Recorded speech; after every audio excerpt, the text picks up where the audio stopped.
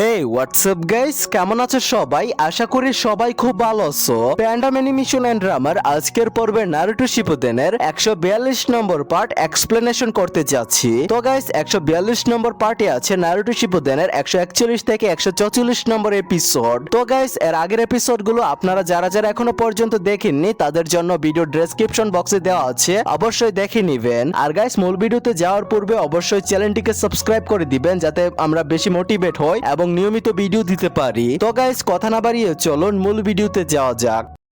তো এপিসোডের শুরুতে সুইগাৎসু বলে, এটাই কি কাবুটো? দেখে তো একদমই অদ্ভুত লাগছে, আর ওর পেট থেকে যে জিনিসটা বাইরে বেরিয়ে আছে সেটা তো একেবারে ওর মতোই দেখতে। তখন সাসকে বলে, একে একা ছেড়ে দাও, আর তোমরা এখানে কি করতে এসেছো? শেষ পর্যন্ত আমার কাছে তোমাদের কি দরকার? এরপর সুইগাৎসু বলে, আরে হে, আমি তো বলে গিয়েছিলাম হাইড আউটে আমি একটা দারুণ জিনিস পেয়েছি। তারপর সে সেই স্ক্রলটি বের করতে শুরু করে। তখন জুগু বলে, সাসকে তুমি তো বলেছিলে যে তুমি আর ইতাচি মিলে কাবুটোর উপর রিঅ্যানিমেশন জুৎসু থামিয়ে দিয়েছো। যদি তাই হয় তাহলে মাদারা এখনো বেঁচে আছে কিভাবে? সুইগাৎসু সঙ্গে সঙ্গে বলে, আমাকে মাঝখানে বাধা দিও না, আমি সাসকের সঙ্গে কথা বলছি। এরপর সে স্ক্রলটি সাসকের হাতে তুলে দেয়। সাসকে মনোযোগ দিয়ে সেই স্ক্রলটি পড়তে শুরু করে। তখন সুইগাৎসু বলে, দেখেছো, এই স্ক্রলের সাহায্যে আমরা পুরো পৃথিবীর উপর রাজত্ব করতে পারবো। কিছুক্ষণ পর সাসকে উঠে দাঁড়ায় এবং বলে, আমি এখান থেকে চলে যাচ্ছি, আমাকে একজনের সঙ্গে দেখা করতে হবে। সুইগাৎসু জিজ্ঞাসা করে, কার সঙ্গে দেখা করতে যাবে? সাসকে উত্তর দেয়, উরুচিমারুর সঙ্গে। একথা শুনে সুইগাৎসু অবাক হয়ে বলে, তোমার মাথা খারাপ হয়ে গেছে নাকি? তুমি তো অনেক আগেই উরুচিমারুকে মেরে ফেলেছিলে। সাসকে শান্তভাবে বলে, তোমার কি সত্যি মনে হয় উরুচিমারুর মতো কাউকে এত সহজে মেরে ফেলা যাবে? তখন সুইগাৎসু বলে, আগের বার তুমি শুধু এই কারণেই ওকে হারাতে পেরেছিলে কারণ সে তখন খুব অসুস্থ ছিল, তার উপর ওর দুই হাতও ঠিক মতো কাজ করতেছিল না। উরুচিমারু ভীষণ বিপজ্জনক, তুমি যদি তাকে আবার ফিরিয়ে আনো তাহলে সে আবারও তোমার শরীর দখল করার চেষ্টা করবে। সাসকে বলে, চুপ করো সুইগাৎসু। তখন সে জুগুকে বলে, জুগু, কাবুটোর শরীর থেকে একটু মাংস কেটে নিয়ে আসো। এরপর জুগু কাবুটোর শরীর থেকে এক টুকরো মাংস এনে সাসকের সামনে রাখে। সাসকে সেটি ব্যবহার করে একটি জুৎসু প্রয়োগ করতে শুরু করে। ঠিক তখনই দেখা যায় সেখান থেকে একটি সাপ বেরিয়ে আসে এবং সেই সাপের ভেতর থেকে উরুচিমারু বেরিয়ে আসে। উরুচিমারু বেরিয়েই বলে, কে ভেবেছিল শেষ পর্যন্ত তুমি আমাকে আবার ফিরিয়ে আনবে? সাসকে বলে, উরুচিমারু, আমি চাই তুমি আমার জন্য একটা কাজ করো। উরুচিমারু বলে, আমাকে আলাদা আলাদা কিছু বোঝানোর দরকার নেই, আমি ওর চোখের ভেতর থেকে সবকিছু দেখেছিলাম। আমি আমার শেয়ার জুৎসুর চাকরার অংশ আমার সব অভিশপ্ত চিহ্নের মধ্যে লুকিয়ে রেখেছিলাম। সাসকে বলে, তাহলে এই যুদ্ধের ব্যাপারটাও নিশ্চয় তুমি সব জানো? উরুচিমারু উত্তর দে, হ্যাঁ সবই জানি, তবে এই যুদ্ধে আমার কোনো আগ্রহ নেই, আমার আগ্রহ শুধু তোমার শরীর নিয়ে। কিন্তু এই মুহূর্তে আমার সেই শক্তিও নেই যে তোমার শরীর দখল করতে পারবো। এরপর সাসকে তাকে সেই স্ক্রলটি দেখায়। স্ক্রলটি দেখে উরুচিমারু জিজ্ঞেস করে, শেষ পর্যন্ত তুমি কি করতে চাও? সাসকে বলে, এমন অনেক বিষয় আছে যেগুলো সম্পর্কে আমি কিছুই জানি না, আমি তাদের ফিরিয়ে এনে সেই সব প্রশ্নের উত্তর জানতে চাই। উরুচিমারু বলে, সবকিছু জানার দরকার নেই, তুমি এখনো একটা বাচ্চা ছেলে। সাসকের দৃঢ় কণ্ঠে উত্তর দে, আমার জানতে হবে লিভ ভিলেজ ইতাচিকে এত কষ্ট দেওয়ার পরও সে কেন সেই গ্রামকে রক্ষা করতে চেয়েছিল। আমি জানতে চাই একটি ক্ল্যান কি আর একটি গ্রাম কি, আর যখন আমি এসবের উত্তর জেনে যাব তখন আমি নিজেই সিদ্ধান্ত নেব যে আমার কি করা উচিত। এরপর উরুচিমারু কাবুটোর শরীরের ভেতর থেকে নিজের চাকরা ফিরিয়ে নেয় এবং শেষ পর্যন্ত সাসকেকে সাহায্য করার জন্য রাজি হয়ে যায়। অন্যদিকে দেখা যায় গেডো স্ট্যাচু ইতিমধ্যেই 8 টেলস এবং 9 টেলস এর চাকরা গিলে ফেলেছে। এরপর অবিটু সেই স্ট্যাচুর ভেতরে 10 টেলস কে সামান করতে শুরু করে। এটা দেখে কাকাশি বলে, এটা কিভাবে সম্ভব? সে তো এখনো নারুটো আর কিলার বির শরীর থেকে টেল বিস্ট গুলোকে বেরই করতে পারিনি। তখন 9 টেলস সবাইকে জানায়, ওর আমাদের পুরো চাকরার দরকার নেই, আমাদের সামান্য একটু চাকরাই যথেষ্ট, আর সেটা সে আগেই সংগ্রহ করে ফেলেছে। যে দুটি পাত সে একটু আগে সামান করেছিল সেগুলো ছিল শেয়াজ অফ সিক্স পেথের পবিত্র অস্ত্র। ওই পাত্রগুলোর ভেতরে যে কোনো কিছু সিল করে রাখা যায়। সেই পাত্রগুলোর একটিতে কিনকাকু এবং আরেকটিতে গিনকাকুকে সিল করে রাখা হয়েছিল, যাদের রিঅ্যানিমেশন জুৎসুর মাধ্যমে আবার ডাকা হয়েছিল। যেহেতু ওর কাছে আমার আর এইটেলস এর মাত্র অল্প কিছু চাকরা রয়েছে, তাই টেনটেলস ঠিক কোন রূপে পুনর্জীবিত হবে সেটা কেউই জানে না।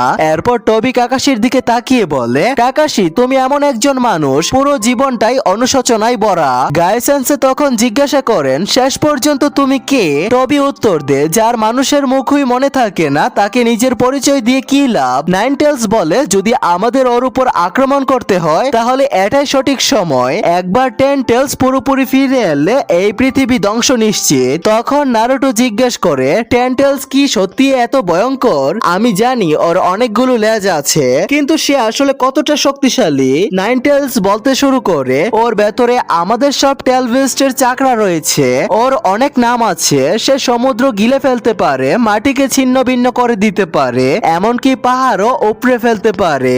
একথা শুনে সবাই স্তব্ধ হয়ে যায়। এরপর নাইনটেলস বলে, এমনকি আমিও ওকে হারাতে পারবো না, তবে যেহেতু ওর কাছে আমার আর এইটেলস এর মাত্র অল্প কিছু চাকরা রয়েছে, তাই আমাদের এখনো একটা সুযোগ আছে। এরপর অবিতো বলে, তোমরা সবাই ভুল ভাবছো, আমার আর টেলস এর পূর্ণ শক্তিরই দরকার নেই, আমার শুধু প্রজেক্ট সুকুয়োমি সম্পূর্ণ করলেই হবে। এরপর আমি পৃথিবীর সব মানুষের উপর অসীম জ্ঞানজুৎসুর প্রয়োগ করব। তখন আমরা এমন এক পৃথিবীতে বাস করব যেখানে কোনো যুদ্ধ থাকবে না, কেউই দুঃখী থাকবে না, এমন এক পৃথিবী যেখানে আশা কিংবা কোনো নায়কেরও প্রয়োজন হবে না। টেনটেলস পুনর্জীবিত হওয়ার সঙ্গে সঙ্গে বাস্তবতার সমাপ্তি ঘটবে। বেঁচে থাকবে শুধু এমন একটি স্বপ্ন যা অনন্তকাল ধরে চলতে থাকবে। অবিতর কথা শুনে নারুটো বলে, বাচ্চাদের কোনো নায়কের প্রয়োজন হয় না, আর আমার স্বপ্ন হোকাগে হওয়া, তাই আমি কখনোই হার মানবো না বুকা। গাই বলে, তুমি না চাইলেও কোনো না কোনো সময় তোমার সেই স্বপ্নের শেষ হবে। এরপর কাকাশি বলে, গাই একদম ঠিক বলেছে, স্বপ্ন তখনই অর্থপূর্ণ হয় যখন সেটা বাস্তবে পূরণ করা যায়। এরপর নারুটো নিজের রাশন শুরিকেন দিয়ে গেডো স্ট্যাচুর উপর আক্রমণ করে, কিন্তু টবি নিজের অস্ত্র দিয়ে সে আক্রমণ থামিয়ে দেয় এবং বলে, যতক্ষণ আমি আছি তোমরা এই স্ট্যাচুকে ছুঁতেও পারবে না। এরপর নারুটো একটি শ্যাডো ক্লোন তৈরি করে এবং মিনি টেলভিস্ট বোমা দিয়ে টবির উপর আক্রমণ করতে এগিয়ে যায়। প্রথমে তার ক্লোন আক্রমণ করে, কিন্তু টবি সেটা বুঝে ফেলে এবং সহজেই এড়িয়ে যায়। এরপর সে উল্টো নারুটোর উপর আক্রমণ চালায়। ঠিক সেই মুহূর্তে গায়ও টবির উপর ঝাঁপিয়ে পড়েন, ফলে টবিকে নিজের শরীরে অদৃশ্য করে আক্রমণগুলোকে শরীরের ভেতর দিয়ে যেতে দিতে হয়। এই সুযোগে নারুটো পেছন দিক থেকে ওর উপর আক্রমণ করে। একই সময় কাকাশি নিজের কামই ব্যবহার করে গেডো স্ট্যাচুকে অন্য মাত্রায় টেনে নেওয়ার চেষ্টা করে, কিন্তু দেখা যায় তিনি সেটা করতে পারছেন না। এরপর নারুটো টবিকে একটি শক্তিশালী বিস্ফোরণ আঘাত করে, কিন্তু টবি মুহূর্তের মধ্যেই অদৃশ্য হয়ে যায় এবং মাটির নিচ থেকে বেরিয়ে এসে আবার নারুটোর উপর আক্রমণ শুরু করে। ঠিক তখনই কাকাশি একটি কোনায় ছুঁড়ে মারেন। সেই আক্রমণ এড়াতে টবি আবার নিজের শরীর অদৃশ্য করে। এদিকে কাকাশির ছোড়া কোনাইটি নারুটোর গায়ে লাগতেই যাচ্ছিল, তখন কাকাশি নিজে কামই ব্যবহার করে সেটিকে অন্য মাত্রায় পাঠিয়ে দেন। নারুটো বলে, লোকটা সত্যি অনেক ভয়ঙ্কর, আমি ওর গায়ে একটাও আঘাত করতে পারছি না। কিন্তু ঠিক তখনই দেখা যায় টবির মুখোশে একটি ছোট ফাটল ধরে গেছে। গাইসেন্সে অবাক হয়ে বলে, কাকাশি তুমি কি দেখেছো? ওর মুখোশটা ভেঙে গেছে। এদিকে কিলার বি গ্যাডো স্ট্যাচুর উপর আক্রমণ করতে এগিয়ে যায়, কিন্তু ঠিক তখনই টবি গ্যাডো স্ট্যাচুর চারপাশে একটি শক্তিশালী ব্যারিয়ার তৈরি করে দেয়। এটা দেখে গাইসেন্সে বলে, এখন ও স্ট্যাচুর পাশে একটি ব্যারিয়ার তৈরি করে ফেলেছে, অর্থাৎ স্ট্যাচুর কাছে পৌঁছানোর আগে আমাদের ওকে হারাতে হবে। অন্যদিকে কাকাশি গভীরভাবে চিন্তা করতে থাকেন। তিনি মনে মনে ভাবেন, ওর মুখোশটা কোনো ধারালো জিনিসে কাটা হয়েছে, তাহলে কি সেটা আমার ছুঁড়ে দেওয়া কোনায় ছিল, যেটাকে আমি কামই দিয়ে অন্য মাত্রায় পাঠিয়েছিলাম? এরপর কাকাশি সবাইকে বলে, আমি একটা পরীক্ষা করতে চাই, আর এই পরীক্ষার জন্য তোমাদের সবার সাহায্যের দরকার। এরপর কিলার বি একসঙ্গে কাকাশি, নারুটো এবং গাইকে তুলে টবির দিকে ছুঁড়ে দেন। সবার আগে গাই নিজের নানচাকু দিয়ে টবির উপর আক্রমণ চালান, কিন্তু টবি খুব সহজে তার আক্রমণ এড়িয়ে যেতে থাকে, এমনকি গায়ের নানচাকুকেও নিজের টাইম স্পেনে টেনে নেয়। এরপর নারুটো রাশন গান দিয়ে টবির দিকে ছুটে যায়। টবি আবার নিজের শরীর অদৃশ্য করতে শুরু করে যাতে রাশন গানটি তার শরীর ভেদ করে চলে যায়। ঠিক সেই মুহূর্তে কাকাশি নিজের কামই ব্যবহার করে নারুটোর রাশন গানটিকে অন্য মাত্রায় পাঠিয়ে দেন। আর তখনই দেখা যায় টবির কাঁধে একটি বিস্ফোরণ ঘটে, সে সঙ্গে সঙ্গে মাটিতে পড়ে যায়। নারুটো অবাক হয়ে বলে, একদম আপনার কথা মতোই হয়েছে কাকাশি সেন্সে, আমি বুঝতেই পারিনি এটা কিভাবে হলো, কিন্তু আমার আক্রমণ সত্যি ওর গায়ে লেগেছে। টবি উঠে দাঁড়ায় আর বলে, বুঝেছি, আমাকে আঘাত করেনি নারুটো, আসলে তুমি কাকাশি তোমার কামই দিয়ে তার রাশন গানটিকে আমার টাইম স্পেনে পাঠিয়েছো। তখন কাকাশি বলেন, এতক্ষণ পর্যন্ত আমি যা ভেবেছিলাম আমাদের দুজনের জুৎসু সম্পূর্ণ আলাদা, আমার কামই জিনিসকে অন্য মাত্রায় টেনে নে আর তোমার ক্ষমতা জিনিসটিকে নিজের শরীরের ভেতরে যেতে দে, কিন্তু এখন বুঝতে পারছি এই দুটো আসলে একটা টাইম স্পেস জুৎসুর সঙ্গে সংযুক্ত। গাইসেন্সে বলে, জুৎসুর রহস্য বোঝার ক্ষেত্রে তোমার মতো দক্ষ আর কেউ নেই কাকাশি, তুমি কি আমাদের পুরো বিষয়টা বুঝিয়ে বলতে পারবে? কাকাশি বলতে শুরু করে, প্রথম আঘাতটা লেগেছিল আমার কোনায় দিয়ে, দ্বিতীয় আঘাতটা লেগেছিল নারুটোর রাশন গান দিয়ে। এই দুই আক্রমণের মধ্যে দুটি বিষয় একেবারেই একই ছিল। প্রথমত আঘাত দুটো লেগেছিল ঠিকই যখন টবি নিজের শরীরের কোনো অংশকে অন্য মাত্রায় পাঠাচ্ছিল, দ্বিতীয়ত দুই ক্ষেত্রেই আমি আমার কামই ব্যবহার করেছিলাম, অর্থাৎ ওর ট্রান্সপোর্টেশন টেকনিক আর আমার কামই একই টাইমে স্পেসের সঙ্গে সংযুক্ত। এরপর কিলার বি বলে, ধরলাম তোমাদের দুজনের জুৎসু সত্যি একে অপরের সঙ্গে সংযুক্ত, কিন্তু এমন একজনকে আঘাত করা যে ইচ্ছা মতো যে কোনো কিছুর ভেতর দিয়ে চলে যেতে পারে সেটা তো প্রায় অসম্ভব। কাকাশি তখন বলেন, না, আসলে সে কোনো কিছুর ভেতর দিয়ে যায় না, আমরা তার শরীরে যে অংশতে আক্রমণ করি সে শুধু সেই অংশটাকেই অন্য মাত্রায় পাঠিয়ে দেয়। যখন তুমি তার মুখে আঘাত করেছিলে তখন সে নিজের মুখোশটাকে টাইম স্পেসে পাঠিয়ে দিয়েছিল, আর আমি আমার কোনাইটাকে ঠিক সেই সময় একই জায়গায় পাঠিয়েছিলাম, সেই কারণে তার মুখোশে কাটা দাগ পড়েছিল। এরপর কিলার বি জিজ্ঞাসা করে, আচ্ছা সেটা বুঝলাম, কিন্তু তোমাদের দুজনের জুৎসু একই হলো কিভাবে? তখন কাকাশি সরাসরি টবিকে জিজ্ঞাসা করেন, এই চকটা তুমি কোথা থেকে পেয়েছো? টবি কিছুক্ষণ চুপ থেকে বলে, তোমার নিশ্চয়ই সেই কানাবি ব্রিজের কথা মনে আছে যেখানে তুমি শারেনগান হিরো নামে পরিচিত পেয়েছিলে। একথা শুনে কাকাশি হতবাক হয়ে যান, তিনি অবাক হয়ে বলে, এক মিনিট, তাহলে তুমি কে? টবি তাকে থামিয়ে দে বলে, এখন আর কিছু করে কোনো লাভ নেই, তাই আমি এমন একটা পৃথিবী তৈরি করতে চাই যেখানে কোনো নায়ক আর কোনো রকমের সামনে দাঁড়িয়ে নিজের অসহায়ত্বের জন্য অজুহাত দিতে না হয়। টবির কথা শেষ হতেই নারুটো বলে, তুমি এখনো একই ধরনের অর্থহীন কথা বলে যাচ্ছ, আমি তো আগেই বলেছি আমি কখনোই হার মানবো না, আমার স্বপ্ন হোকাগে হওয়া, আর এই স্বপ্ন পূরণ করার জন্য অনেক মানুষ আমার উপর বিশ্বাস রেখেছে। তবে শান্ত গলায় বলে, যদি তুমি সেই মানুষগুলোর স্বপ্নই ভেঙে দাও তাহলে জানতে চাই তারা তখন তোমার সম্পর্কে কি বলবে, আর তুমি বা নিজের সম্পর্কে কি বলবে? যদি তুমি সমস্যার সমাধান করার বদলে শুধু আশার উপর ছেড়ে দাও তাহলে শেষ পর্যন্ত তোমার হাতে থাকবে শুধু একটি ফাঁপা বাস্তবতা। তখন নাইনটেলস বলে, তোমার এই কথাগুলো এই ছেলেটার ক্ষেত্রে একেবারেই প্রযোজ্য নয়, চতুর্থ হোকাগে ওর উপর বিশ্বাস রেখেছিলেন আর এখন আমিও ওর বন্ধু, শুধু তাই নয় ও আমার শক্তিকেও পুরোপুরি নিয়ন্ত্রণ করতে শিখে গেছে। চতুর্থ হোকাগে আমাকে এর ভেতরে সিল করে রেখেছিলেন যাতে একদিন ও তোমাকে পরাজিত করতে পারে। এরপর নাইনটেলস নারুটোকে উদ্দেশ্য করে বলে, চলো নারুটো, আমরা হারবো না। এর পরের সিনে আমরা দেখি নারুটো নিজের টেল ভেস্ট মোড অ্যাক্টিভ করে এবং সঙ্গে সঙ্গে টবির উপর আক্রমণ শুরু করে। অন্যদিকে কাকাশি মনে মনে ভাবছিলেন, এই লোকটা কি সত্যি সেই মানুষটা?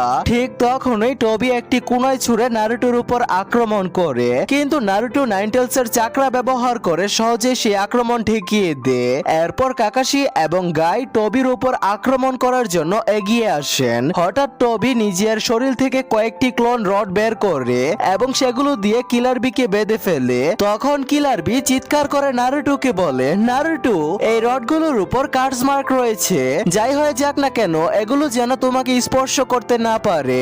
এরপর নারুটো একটি শ্যাডো ক্লোন তৈরি করে এবং রাশন গান দিয়ে টবির উপর আক্রমণ করতে এগিয়ে যায়। একই সময় কাকাশিও নিজের কামই ব্যবহার করেন। টবি বুঝতে পেরে বললে, আবারও সেই একই কৌশল, আমাকে শুধু নারুটোকে আমার শরীরের ভেতর দিয়ে যেতে দিতে হবে না।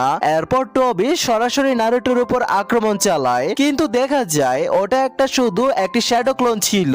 এদিকে বারবার কামি ব্যবহার করার কারণে কাকাশি সম্পূর্ণ ক্লান্ত হয়ে মাটিতে পড়ে যান। ঠিক তখনই নারুটো নিজের টেলভেস্ট বোমা দিয়ে টবির উপর আক্রমণ করে। আক্রমণ এড়ানোর জন্য টবি দ্রুত নিজের অন্য ডাইমেনশনে চলে যায়, কিন্তু তখনই দেখা যায় কাকাশি শুধু রাশন গানটাকে টেলিপোর্ট করেননি, বরং নারুটোকেও সেই আক্রমণের সঙ্গে একই ডাইমেনশনে পাঠিয়ে দিয়েছিল। ফলে নারুটো হঠাৎ টবির সামনে উপস্থিত হয়ে সরাসরি তার উপর আঘাত করে। এরপর আমরা একটি ফ্ল্যাশব্যাক দেখি, সেখানে দেখা যায় ছোটবেলায় অবিতো নিনজা একাডেমিতে ভর্তি হতে যায়, কিন্তু কোনো এক কারণে সে দেরি করে ফেলেছিল। ততক্ষণে অন্য সব বাচ্চাই নিজেদের ভর্তি সম্পন্ন করে ফেলেছে, তবে রিন আগে থেকে অবিতর পরীক্ষার ফর্ম পূরণ করে রেখেছিল। এরপর আমরা চুনিন পরীক্ষার একটি দৃশ্য দেখি, অন্য সব দল আগে পরীক্ষার স্থানে পৌঁছে গিয়েছিল, কিন্তু কাকাশি এবং রিন তখনও অবিতর অপেক্ষা করছিল। অন্যদিকে অবিতো একজন বৃদ্ধাকে সাহায্য করছিল, সেই কারণে সে অনেক দেরি করে ফেলে। এরপর অবিতোর সঙ্গে গায়েরও লড়াই হয় এবং সেই লড়াইয়ে গায় অবিতোকে হারিয়ে দেন। তারপর কাকাশি গায়কে পরাজিত করেন। এরপর অবিতো আরো কঠোর পরিশ্রম করতে শুরু করে এবং শেষ পর্যন্ত একজন চুনিনে পরিণত হয়। এরপর সে রিনকে নিজের মনের কথা বলতে যায়, কিন্তু ঠিক সেই সময় সেখানে আরো কয়েকজন বাচ্চা চলে আসে, ফলে সে আর নিজের অনুভূতির কথা রিনকে বলতে পারে না।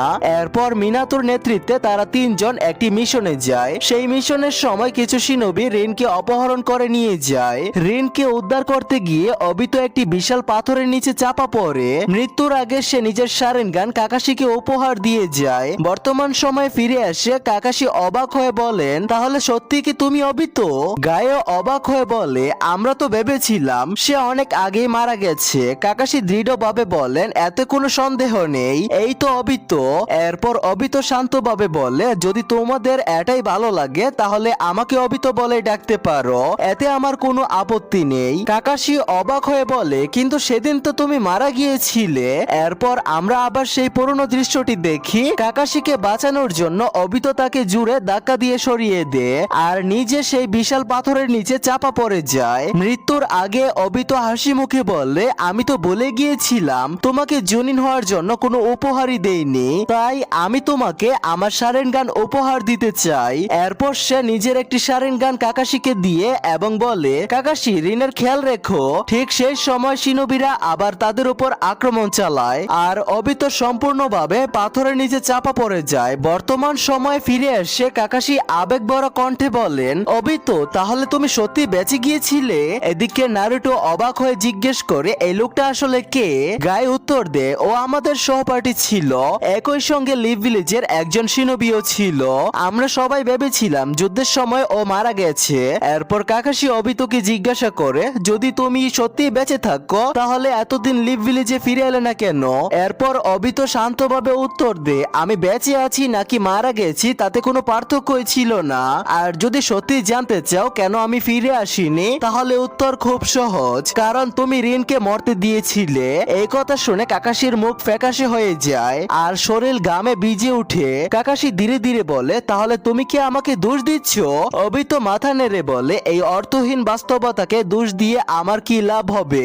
এরপর নারুটো বলে, আপনাদের দুজনের মধ্যে কি ঘটেছিল আমি জানি না, কিন্তু এখন দুঃখ করার সময় নয়, আমাদের যেভাবেই হোক না কেন ওকে থামাতে হবে। অবিতো আর কোনো কথা না বলে সঙ্গে সঙ্গে ফায়ার স্টাইল জুৎসু ব্যবহার করে তাদের উপর বিশাল আগুনের আক্রমণ চালায়। ঠিক তখন ওই নাইন টেলস নিজের শক্তি দিয়ে সেই আগুনের আক্রমণ প্রতিহত করে, কিন্তু ঠিক সেই মুহূর্তে সেখানে উপস্থিত হয় আসল মাদারা উচিহা। মাদারা চারদিকে তাকিয়ে বললে, এত শুধু একটা শ্যাডো ক্লোন, আসলটা কোথায় অবিতো? নারুটো অবাক হয়ে বলে, মাদারা এখানে কি করছে? ওইদিকে বাকি সবাইয়ের কি হয়েছে? মাদারা শান্তভাবে উত্তর দিয়ে, ওইদিকে সবকিছু শেষ হয়ে গেছে, বাজি ধরে বলতে পারি তাদের মধ্যে একজনও এখন ভালো অবস্থায় নেই। এরপর দৃশ্য বদলে যায়, 5 কাগে মাটিতে গুরুতর আহত অবস্থায় পড়ে আছেন। কিছুক্ষণ পর লেডি সোনারে ধীরে ধীরে জ্ঞান ফিরে পান। তিনি সঙ্গে সঙ্গে কাটসুইকে সামান করেন এবং বললে, আমি আমার পা নাড়াতে পারছি না, তুমি সবাইকে আমার কাছে নিয়ে এসো, আমি এখনো তাদের বাঁচাতে পারবো। এদিকে মাদারার কথা শুনে নারুটো প্রচন্ড রেগে যায়। সে কিলার বিকে বেঁধে রাখা চেইন ছিঁড়ে সেটি মাদারার দিকে ছুঁড়ে মারে, কিন্তু অবিতোর সঙ্গে সঙ্গে সে আক্রমণটা ঘুরিয়ে আবার মাদারার দিকে পাঠিয়ে দেয় আর মাদারা খুব সহজে সেটি থামিয়ে দেয়। এরপর মাদারা অবিতোর দিকে তাকিয়ে বলে, তুমি আমাদের পরিকল্পনা অর্ধেক অবস্থায় শুরু করে দিয়েছো। 8 টেলস আর 9 টেলস এর পূর্ণ চাকরা না নিয়ে সব শুরু করে ফেলেছো। আর নাগাতো কোথায়? পরিকল্পনা অনুযায়ী তো রিনে বিতার্ত জুৎসু ব্যবহার করে আমাকে আবার জীবিত করার কথা ছিল। অবিতো উত্তর দেন, নাগাতো আমাদের সঙ্গে বিশ্বাসঘাতকতা করেছে। সে লিভ ভিলেজের মানুষদের বাঁচিয়ে দিয়েছে। মাদারা কিছুটা বিরক্ত হয়ে বলে, মনে হচ্ছে আমি তোমাদের কারোর উপর নির্ভর করতে পারি না। তবে কোনো সমস্যা নেই, এখানে খুব দেরি হয়ে যায়নি। আমি নিজেই 8 টেলস আর 9 টেলস কে ধরে আনবো। ঠিক তখনই নারুটো নিজের মিনি টেল বিস্ট বোমা দিয়ে মাদারার উপর আক্রমণ করে, কিন্তু মাদারা নিজে পাখা ব্যবহার করে খুব সহজেই সে আক্রমণ প্রতিহত করে। এরপর মাদারা নিজের গুনবাই দিয়ে একটি প্রবল আঘাত করে। সেই আঘাতের বিস্ফোরণে নারুটো শ্যাডো ক্লোনের সঙ্গে সঙ্গে অদৃশ্য হয়ে যায়। এরপর মাদারা অবিটোকে বলে, আমি 8 টেলস আর 9 টেলস এর পেছনে যাচ্ছি, ততক্ষণে তুমি তাদের দুজনকে সামলে রাখো। একথা বলে মাদারা সেখান থেকে চলে যায়। মাদারা চলে যাওয়ার পর কাকাশি অবিতোর দিকে তাকিয়ে বলে, অবিতো তোমার কি হয়েছিল? তুমি কেন ওর দলে যোগ দিলে? এরপর আমরা আরেকটি ফ্ল্যাশব্যাক দেখি। সেখানে দেখা যায় পাথরের নিচে চাপা পড়ার পর একজন বৃদ্ধ উচিহা অবিতোর প্রাণ বাঁচিয়েছিল। জ্ঞান ফিরে পেয়ে অবিতো জিজ্ঞেস করে, আমরা কোথায় আছি আর আপনি কে? বৃদ্ধ লোকটি উত্তর দেয়, তুমি যে বেঁচে আছো সেটা একটা অলৌকিক ঘটনা। ওই বিশাল পাথরগুলো তোমাকে পুরোপুরি পিষে ফেলতে পারিনি। মনে হচ্ছে যেন তুমি সেগুলোর ভেতর দিয়ে চলে গিয়েছিলে। অবিতো জিজ্ঞেস করে, তাহলে আপনি আমাকে কোথায় পেয়েছিলেন? বৃদ্ধ উত্তর দেয়, আমি যে পথে তৈরি করেছিলাম সেখানেই তোমাকে খুঁজে পাই। তোমার শরীরের অর্ধেকেরও বেশি অংশ চূর্ণ বিচূর্ণ হয়ে গিয়েছিল। অবিতো কৃতজ্ঞ হয়ে বললে, তাহলে আপনি আমার প্রাণ বাঁচিয়েছিলেন, আপনাকে অসংখ্য ধন্যবাদ। বৃদ্ধ হালকা হেসে বলে, এখনই আমাকে ধন্যবাদ দেওয়ার দরকার নেই, আর তার বদলে তোমাকে আমার একটা কাজে সাহায্য করতে হবে। যাই হোক, তুমি তো বৃদ্ধ মানুষদের সাহায্য করতে ভালোবাসো, তাই না? অবিতো অবাক হয়ে বলে, আপনি আমায় দিয়ে কি করাতে চান? আমাকে কি আপনার সেবা করতে হবে? কিন্তু আমি তো চিরদিন এখানে থাকতে পারবো না। আমার বন্ধুরা এখন যুদ্ধে লড়ছে, আমাকে তাদের সাহায্য করতে হবে, আমাকে তাদের বাঁচাতে হবে। বৃদ্ধ গভীরভাবে বলে, তুমি তোমার বন্ধুদের বাঁচাতে চাও, কিন্তু তোমার বর্তমান শরীর নিয়ে সেটা কখনোই সম্ভব নয়। এটা বলতে আমার খারাপ লাগছে, কিন্তু তুমি আর কখনো শিনোবি হতে পারবে না। অবিতো হতাশ হয়ে বলে, না, এটা হতে পারে না, আমি তো সবে আমার চোখ দুটো পেয়েছি। তখন বৃদ্ধ বলে, বাস্তবতাকে মেনে নাও, এই অভিশপ্ত পৃথিবীতে কোনো কিছুই মানুষের ইচ্ছা মতো ঘটে না। তুমি যত বেশি বাঁচবে ততই বুঝতে পারবে এই বাস্তবতায় দুঃখ, কষ্ট, যন্ত্রণা ছাড়া আর কিছুই নেই। তারপর সে বলতে থাকে, আমার কথা ভালো করে শুনো, এই পৃথিবীতে যদি আলো থাকে তাহলে অন্ধকারও থাকবে, যদি বিজয় থাকে তাহলে পরাজিতও থাকবে। স্বার্থপর মানুষ শান্তির জন্য যুদ্ধ সৃষ্টি করে, আর নিজের ভালোবাসার মানুষকে রক্ষা করতে গিয়ে জন্ম নেয় ঘৃণা। তুমি নিজেও তো আহত হয়েছো, আর তার বিনিময়ে অন্যরা বেঁচে গেছে।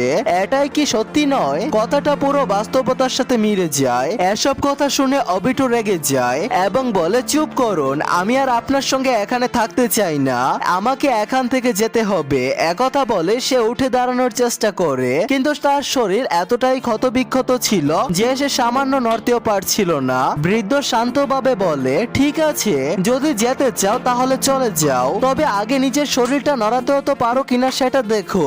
অবিটো মনে মনে ভাবতে থাকে, এই বৃদ্ধের কাছেও শারিঙ্গান আছে, অথচ আমি কখনোই তাকে লিভ ভিলেজে দেখিনি, নিশ্চয় সে কোনো পলাতক উচিহা। এরপর অবিটো সরাসরি জিজ্ঞাসা করে, আপনি আসলে কে? বৃদ্ধটি ধীরে ধীরে একটি কাঠের চেয়ারে গিয়ে বসে, তারপর শান্ত গলায় বলে, আমি একজন উচিহা, আমি মাদারা উচিহা। মাদারার নাম শুনতেই অবিতো অবাক হয়ে বলে, আপনি কি সেই মাদারার উচিহার কথা বলছেন যিনি আমাদের পূর্বপুরুষ? কিন্তু তিনি তো বহু বছর আগে মারা গেছেন। মাদারা শান্ত গলায় উত্তর দেয়, আমি মৃত্যুকেই ফাঁকি দিয়েছি। আমার পেছনে থাকা গ্যাডো স্ট্যাচু থেকে যদি আমি সেই মুহূর্তের জন্য চাকরা গ্রহণ করি তাহলে সঙ্গে সঙ্গে মারা যাব। ঠিক তখনই অবিটোর চোখে পড়ে চারপাশে অসংখ্য মানুষের মৃতদেহ ঝুলছে। ভয়ঙ্কর সে দৃশ্য দেখে সে হামাগুড়ি দিয়ে সেখান থেকে পালানোর চেষ্টা করতে থাকে। এটা দেখে মাদারা বলে, পালানোর কোনো দরকার নেই, এখান থেকে বের হওয়ার কোনো পথ নেই, আমরা দুজনের কেউই এই জায়গা ছেড়ে যেতে পারবো না, অন্তত আমাদের বর্তমান অবস্থায় তো নয়। অবিতো জিজ্ঞাসা করে, শেষ পর্যন্ত আপনি আমার কাছে কি চান? আপনার মতো একজন বৃদ্ধের আমার মতো একজনের কাছে কি দরকার হতে পারে? মাদারা উত্তর দে, আমি এমন একটা পৃথিবী তৈরি করব যেখানে শুধু বিজয়ীরাই থাকবে, এমন একটি পৃথিবী যেখানে শুধু শান্তি থাকবে, এমন একটি পৃথিবী যেখানে শুধু ভালোবাসাই থাকবে। অবিতো মাথা নেড়ে বলে এসবের কোনো কিছুতেই আমার আগ্রহ নেই, আমি শুধু নিজের বাড়িতে ফিরে যেতে চাই। তখন মাদারা বলে যদি সত্যি মরতে চাও তাহলে মরে যাও, তবে তার আগে আমি তোমার শারেনগানটা নিয়ে নেব। অবিতো অবাক হয়ে জিজ্ঞাসা করে আপনি আমার চোখ কেন নিতে চান, আপনার তো নিজেরই শারেনগান রয়েছে। মাদারা উত্তর দেয় কারণ আমার ডান চোখটি আর নেই, আর শারেনগানের প্রকৃত শক্তি ব্যবহার করতে হলে আমার দুটো চোখই প্রয়োজন। এরপর অবিতো হামাগুড়ি দিয়ে সেখান থেকে বেরিয়ে যাওয়ার চেষ্টা করতে থাকে। যেতে যেতে সে মনে মনে বলে তার মানে আমি আর কাকাশি যদি আবারও একসঙ্গে লড়তে পারি তাহলে আমরা আবারও শক্তিশালী হয়ে উঠব, তখন আমরা দুজন মিলে রিনকে অবশ্যই বাঁচাতে পারবো। এরপর সে দৃঢ় কণ্ঠে বলে কাকাশি রিন তোমরা দুজন আমার জন্য অপেক্ষা করো, আমি এখনো বেঁচে আছি। আর গাইস এর সাথে নারুটো শিপুদেনের এই এপিসোডগুলোর সমাপ্তি ঘটে। তো গাইস পরবর্তী এপিসোডগুলোতে কি হবে তা দেখার জন্য অবশ্যই চ্যানেলটিকে সাবস্ক্রাইব করে রাখবেন। তো টেক কেয়ার, আল্লাহ হাফেজ।